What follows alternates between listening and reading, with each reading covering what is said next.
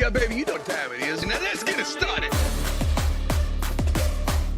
Are you kidding me? Unreal! While our HBCUs are mostly known for academic rigor, community, they also know how to turn up. Does he have it? Yes, he does!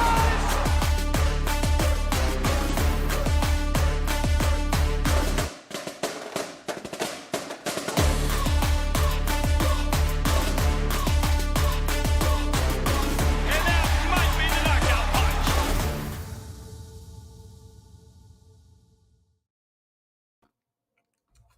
Post-game instant reaction.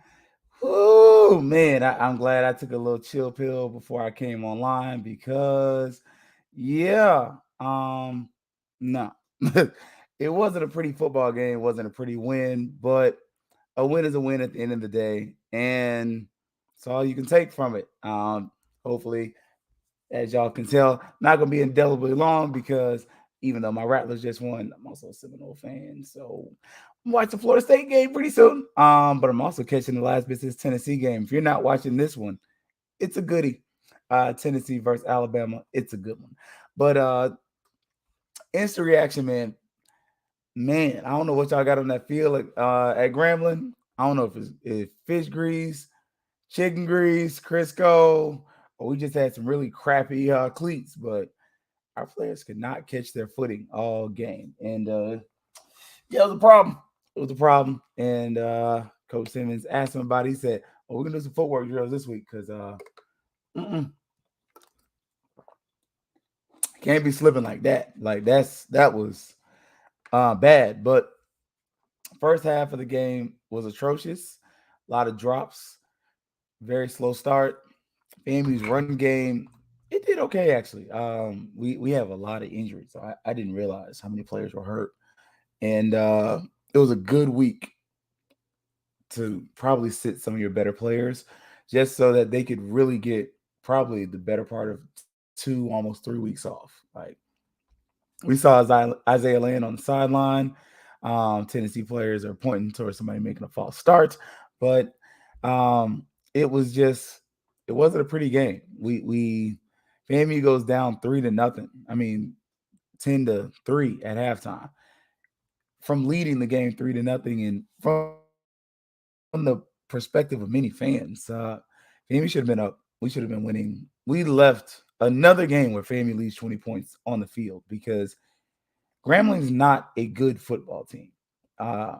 They haven't gelled. They haven't figured their thing out. And even in the preseason, when I was reviewing Grambling, my question was, will they figure out who they are? They were the team I thought would be further along.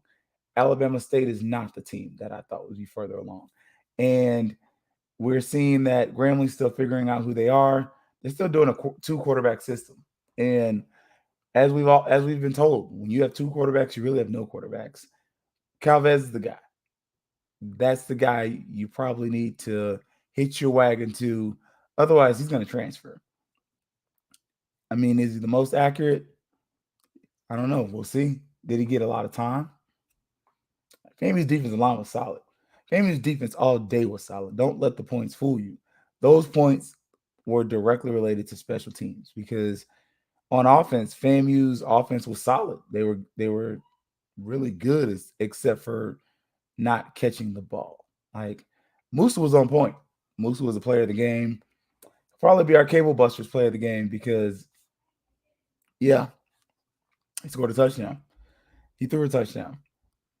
Besides that, FAMU's offense was pitiful as far as what it was able to do and how it was able to try to make anything happen. It wasn't happening. It wasn't working.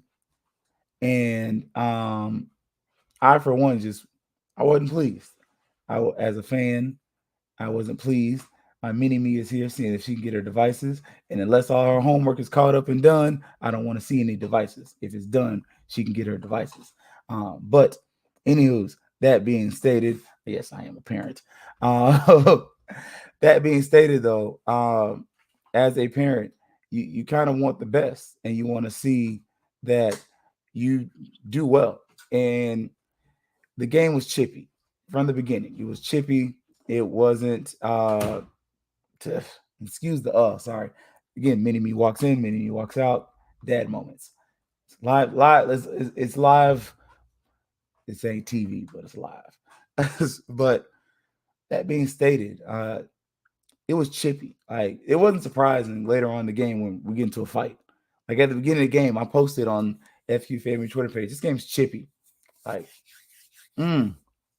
what's about to happen here? And it just it kind of started at the beginning of the game. The players are talking trash. You know, nobody's talking greasy. You can't necessarily hear anybody cursing in the audio feed, but you could hear. I definitely heard Xavier Smith one time say, "I do this." It's kind of letting people know, exerting the fact that he's a good receiver. And man, did he not make a heck of a catch, even though it didn't count in the game. But you can see Xavier Smith was going to be somebody that was very important to the game. I noted that he kind of fills that Bishop Bonnet role. He was in the backfield, running out of the backfield. That's something I would like to see more of. I got to give Willie Simmons credit. That was creative. I am definitely one of those. I'm critical when things aren't original, but I'm going to give you credit when you are original. I like that. I enjoyed seeing moving Xavier Smith all across the field and utilizing him in so many ways, because is he an NFL caliber receiver? I think so, but I may be wearing orange shaded glasses. Again, I may be biased, but I think he's presented a strong enough resume to at least get some type of look from an NFL team. Just him catching the ball, his route running. I feel like the gentleman has done what it takes to get a look.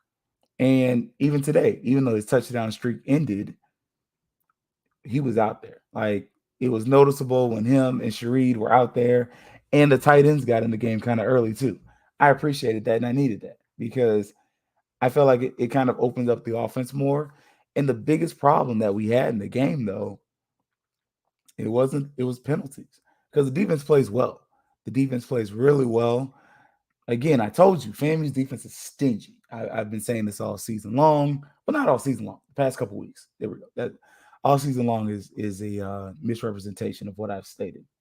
It's a lie. But FAMU's defense has been stingy for most of the season. The only game where we weren't stingy really was the Jackson State game and the UNC game. The UNC game, I put an asterisk there. That's higher level talent, more scholarships, a lot more scholarships. But in this case, the Jackson State, we just got beat. Like they beat our butts. There's no, I don't have the last year's excuse. You beat us by 1 point. No, we got mollywopped. But in this game, we just never got into the groove. We never got into a vibe. It just never got to where it needed to be, except for on defense. The defense looked great all game, and those are our second team defensive players playing a lot of positions. Isaiah Land does not play. General Hunt does not play. Bowlers are playing hurt. Both bowlers. Both bowlers get injured. I mean, you're missing a lot of players. Coach Simmons gave a list of the players in the post-game interview, and I encourage you to watch that just because, your favorite podcaster may be on there. I might not be your favorite, but you don't not like me. I'll say it like that. But I think that was something that you definitely you noticed. Like the defense was really good, and I thought the defensive looks were solid. I definitely at times I've been like many others questioning what are we doing defensively. This was not one of those games. The only time was at the end of the game. And I was like, why don't we have two safeties deep? Why don't we have two safeties deep? Just because we almost got burnt a few times. But I did see the personnel changes as far as on defense and things like that. And I like that. I needed that. That was good.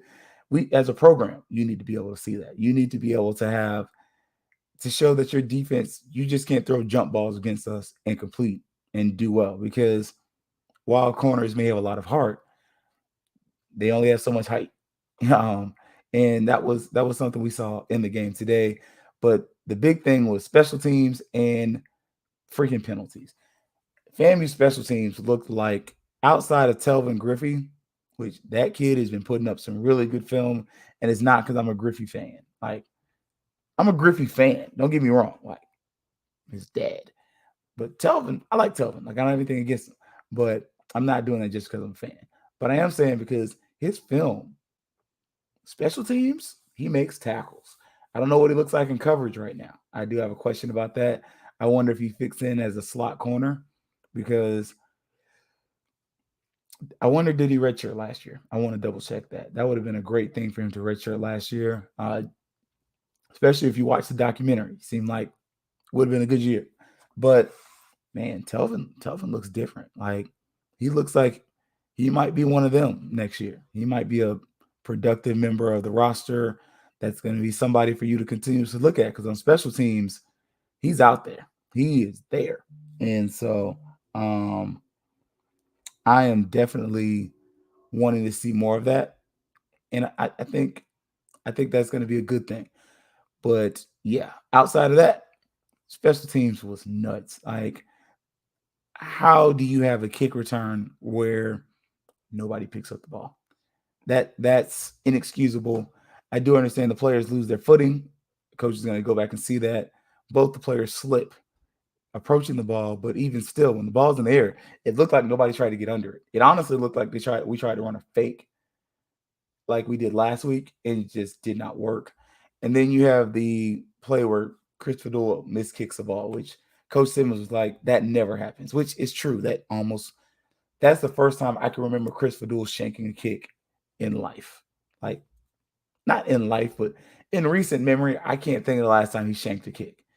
And that's the first time I remember that it happened like that. Like, FAMU had two major special teams miscues that led directly to points. Like 14 of those 13 points are on the special teams unit.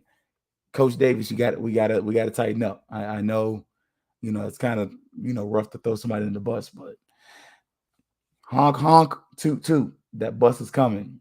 And yeah, man, that was definitely awkward, weird. Just as a fan going in halftime 3-3, you played a pretty crappy half of football with a bunch of penalties, and then you literally give that up. And then you have a punt where Coach Simmons mentions the punt coverage was going the opposite direction, and the ball just shanks. I mean, that happens. That one I could I'm a little more forgiving on that one than on the other one. The other one, I'm not very forgiving on that. I'm annoyed by that. But the big story is the penalties. FAMU goes over 150 yards of penalties, and I kind of tongue in cheek put FAMU might hit 200 yards in penalties, but we weren't far from it. I mean, I know we were over 150, and I would be darn sure close to say we touched 175. That's embarrassing. And some of them were really stupid penalties. Like we had one play where we had 3 penalties on the same play. Kick return, we had 3 penalties and they missed the 4th one because it should have been a block in the back. They missed the block in the back, but they called 3 players for holding, which I wonder how much of that just because they lost their footing. But at the same point, man, 150 plus yards, 170 yards in penalties. We had more penalties, and man, the kicker goes wide right for Tennessee. We had more penalties than we did rushing yards. We might have had more penalties than we had passing yards. That's nuts. I hadn't looked at the stats yet. Gonna get them pretty soon, but that was crazy. That being stated, though, y'all, FAMU does come out with the win. Very tight win. Honestly, I stated before FAMU should have lost that game. And I'll stand on it. I will stand on that soapbox. And if you're mad at me for saying it, be mad because I'm an honest fan. I'm not going to blow smoke up your butt. I'm not going to lie to you. FAMU got lucky. We did not play a very good game. As a teacher, if I were grading us, I'd give us a D. And that's just because you passed, but you didn't pass by much. And so, man, long watch. If you're gonna rewatch that game, get you a little glass of wine, Pinot, Moscato, whatever, but something, because otherwise, wasn't our best game. But FAMU does come away with the win. Instant reaction, though, y'all know, Fangs Up Podcast. We're good for the instant reaction. try to do the halftime report. Next week, we all get a week off. But so there will be no Saturday show for me. But it'll be my birthday on Saturday. So turning the big 3-8. Might go to SeaWorld or something like that. Wife and kids.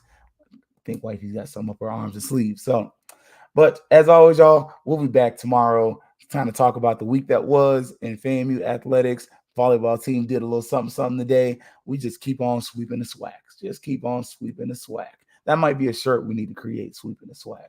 And also, FAMU football goes and flies out to Grambling and comes out by the skin of our fangs with a victory. That being stated, big shout out Cable Busters TV. $35 get you live TV, live sports on up to 3 devices. Also, HBCU Digital Network, big shout out. This is home. And to the Black Techies, good people. Herb Seward and them do a great job. With that being stated, we're going to jump off the instant reaction here on the YouTube and the Twitter space. We might say a few more things on the instant reaction podcast that's going to go up on Spotify and all those good places. As always, it's Fangs Up.